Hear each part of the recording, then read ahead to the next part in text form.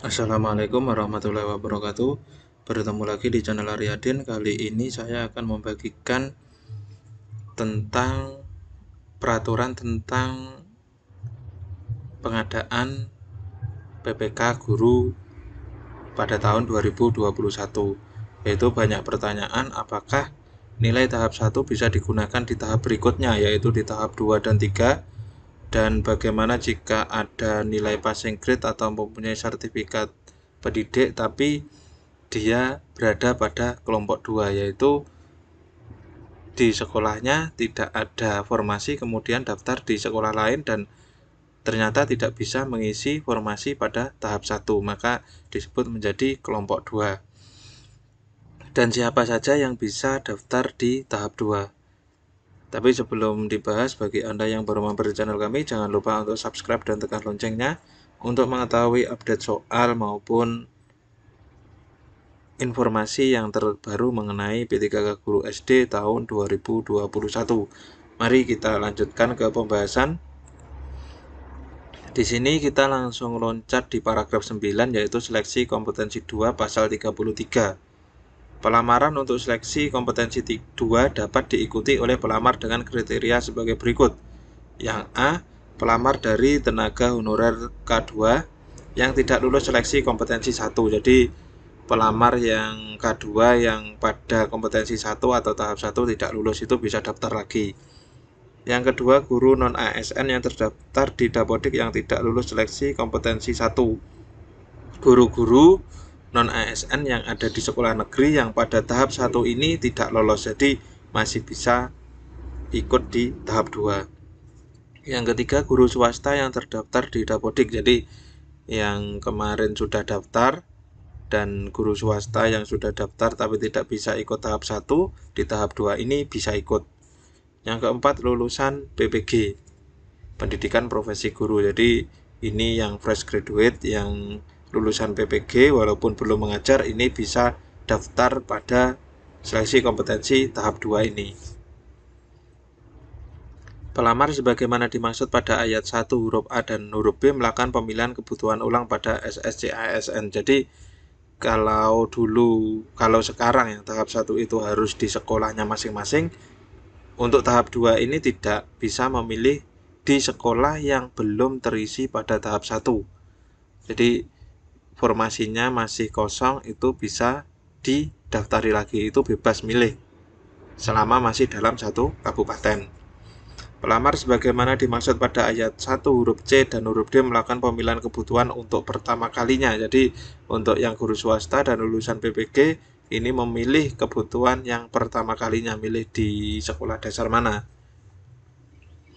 Pelamar sebagaimana dimaksud pada ayat 1 memilih kebutuhan PPK dengan ketentuan sebagai berikut. Nah, ini ketentuannya. Bagi pelamar yang mengajar di pendidikan anak usia dini, TK, SD, atau SMP dapat melamar di antara pilihan bentuk satuan pendidikan tersebut di wilayah kabupaten tempat pelamar mengajar pada mata pelajaran yang sesuai dengan sertifikat pendidik dan atau kualifikasi pendidikan pelamar. Jadi masih dalam tahap satu kabupaten, tidak boleh lintas kabupaten. Kalau yang SMA karena naungannya provinsi, nah ini berarti bolehnya dalam satu naungan provinsi.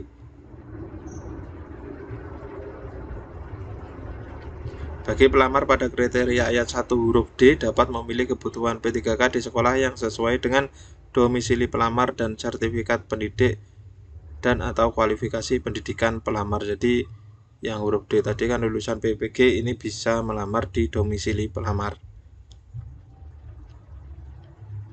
Pengolahan nilainya, nah ini. Pelamar pada seleksi kompetensi 2 dinyatakan lulus jika nilai yang diperoleh memenuhi nilai ambang batas sebagaimana dimaksud dalam pasal 27 dan berperingkat terbaik. Jadi kalau yang passing grade yang terbaru itu untuk P3K Guru SD kompetensi teknisnya 320, untuk manajerial sosial kulturalnya 130 dan wawancara 24. Jadi harus memenuhi nilai ambang itu. Nilai yang diperoleh sebagaimana dimaksud pada ayat 1 dapat ditentukan dari nilai terbaik di antara nilai sebagai berikut. Jadi kalau nanti passing grade-nya ada 5, butuhnya 1, berarti yang diambil adalah yang terbaik, masih di peringkat seperti itu. nilai seleksi kompetensi 1 atau nilai seleksi kompetensi 2. Nah, jadi ini kalau yang guru honorer di sekolah dasar negeri maupun honorer K2. Nah, ini nanti jika menggunakan nilai yang lama itu masih bisa. Jadi nilai seleksi kompetensi 1 atau nilai seleksi kompetensi 2. Nah, kompetensi 2 itu nanti dicari yang tertinggi. Tapi ada syaratnya. Tidak serta-merta bisa digunakan. Yaitu pada ayat 3 ini nilai seleksi kompetensi 1 sebagaimana dimaksud pada ayat 2 huruf A hanya dapat digunakan jika memenuhi nilai ambang batas. Nah, jadi yang di video sebelumnya itu yang daftar di sekolahnya tidak ada, kemudian daftar di sekolah lain yang formasinya hanya 1, nah itu kan tidak bisa memperebutkan. Tapi kalau dia berada di nilainya di atas ambang batas, maka nilai kompetensi 1 itu bisa digunakan di seleksi kompetensi 2. Jadi syaratnya harus memenuhi nilai ambang batas. Syarat seleksi nilai kompetensi 1 ini bisa digunakan, syaratnya harus memenuhi nilai ambang batas. Pada seleksi kompetensi 2, pelamar memilih jabatan dan bentuk satuan pendidikan yang sama dengan seleksi kompetensi 1. Jadi bentuk satuan pendidikannya harus sama. Jadi kalau yang dulu milih di SD, ya di SD, tidak berubah ke SMP. Karena nanti kan soalnya juga berbeda. Jadi kalau mungkin guru agama dulu daftar di SMP karena SMP-nya penuh, daftar di SD itu tidak bisa digunakan. Nilai seleksi kompetensi 2 sebagaimana dimaksud pada ayat 2 huruf B hanya dapat digunakan jika memenuhi nilai ambang batas. Jadi nilai seleksi kompetensi 2 ini bisa digunakan jika memenuhi ambang batas. Ambang batasnya untuk teknis kan ya berbeda-beda, bisa dilihat di permenpannya.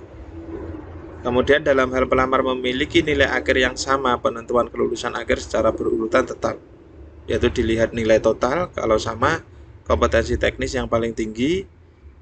Jika masih sama, maka kompetensi manajerial dan sosial kulturalnya. Yang ketiga, jika masih sama, yaitu nilai wawancaranya. Masih sama lagi, maka penentuan kelulusan akhirnya yaitu usia yang paling tinggi. Itu ini sama dengan kompetensi tahap 1. Apakah bisa digunakan pada kompetensi tahap 3? Yang kompetensi tahap 3 itu ada 4 juga. Jadi pelamar dari honorer K2 yang tidak lulus kompetensi 1-2, guru non ASN kompetensi 1-2 tidak lulus, guru swasta yang tidak lulus pada kompetensi 2, dan lulusan PPG yang tidak lulus seleksi kompetensi tahap 2. Nah, ini pelamar sebagaimana dimaksud pada ayat 1 melakukan pemilihan kebutuhan ulang. Jadi memilih sekolah lagi yang belum terisi. Nah, bedanya di sini yaitu pelamar dapat memilih kebutuhan P3 di seluruh sekolah wilayah Indonesia. Jadi kalau tadi masih dalam lingkup kabupaten, kalau SMA, SMK itu provinsi, tapi kalau tahap 3 ini seluruh sekolah di wilayah Indonesia. Jadi boleh di Kalimantan, Sulawesi, Irian Jaya, Sumatera, di Jawa, di pulau terpencil boleh, bebas ini. Pengolahan nilainya juga sama. Jadi ini pelamar pada seleksi kompetensi 3 dinyatakan lulus jika nilai yang diperoleh memenuhi nilai ambang batas sebagaimana dimaksud dalam pasal 27 dan berperingkat terbaik. Ingat, berperingkat terbaik ya. Nah, nilai yang dimaksud pada ayat 1 dapat ditentukan dari nilai terbaik di antara nilai sebagai berikut. Jadi kalau sampai kompetensi tahap 3 itu tahap 1, tahap 2-nya bisa digunakan selama memenuhi syarat. Syaratnya apa? Yaitu ini sama. Nilai kompetensi 1 dan 2-nya itu harus memenuhi nilai ambang batas. Pada seleksi kompetensi 3, pelamar memilih jabatan dan bentuk satuan pendidikan yang sama dengan seleksi kompetensi 1. Ini jika yang digunakan adalah nilai seleksi pada tahap 1. Jika yang digunakan adalah nilai seleksi pada tahap 2, maka juga sama harus memenuhi nilai ambang batas dan pelamar memilih jabatan dan bentuk satuan pendidikan yang sama dengan seleksi kompetensi tahap 2. Untuk penentuan nilai akhir yang sama masih sama A sampai D, ini tidak perlu saya jelaskan. Cukup sekian penjelasan dari saya, ada kurang lebihnya saya mohon maaf. Terima kasih. Wassalamualaikum warahmatullahi wabarakatuh.